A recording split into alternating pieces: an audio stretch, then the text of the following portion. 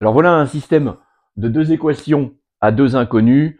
Bon, c'est vrai que quand on le regarde un petit peu comme ça, au premier abord, il fait un petit peu peur. Hein. C'est pas linéaire, il y a des puissances. Les inconnus sont à la puissance, mais en fait, c'est pas si compliqué que ça. On va voir comment on peut s'en sortir. En tout cas, il faut pas se laisser effrayer par ce genre de choses.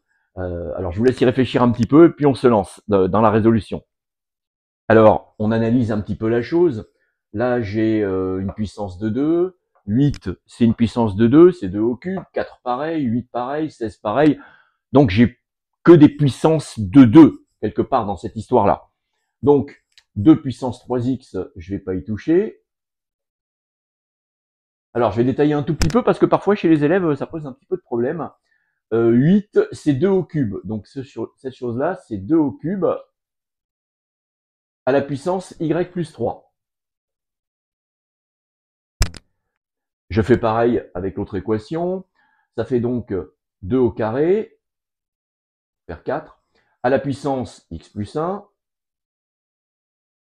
égale 16, c'est 2 puissance 4, le tout à la puissance y plus 1, et dessous, bah, c'était le même qu'au-dessus, hein, donc c'est 2 au cube à la puissance y plus 3. Ça donne donc, ici, ça fait 2 puissance 3x, qui est égal à 2 puissance 3y plus 9. Ça, c'est les règles de calcul sur les puissances qu'on voit en quatrième. Et dessous, 2 puissance 2x plus 2,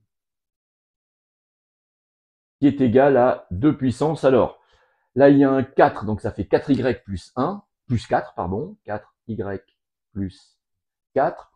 Et là, ça fait 3y plus 9, mais comme ça monte en haut, ça fait moins 3y moins 9. Et on a presque terminé. 2 puissance machin égale 2 puissance bidule, machin égale bidule. Donc 3x est égal à 3y plus 9.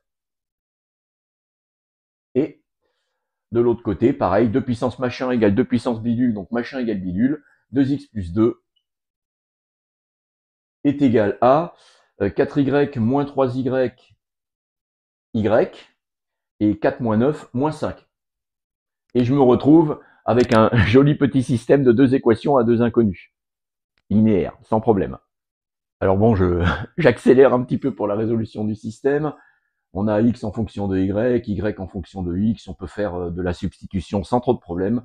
Et on trouve au final x égale moins 10, y égale moins 13. Attention, hein, n'oublions pas qu'il faut quand même conclure. La conclusion, c'est que ce système admet une solution unique qui est le couple moins 10, moins 13.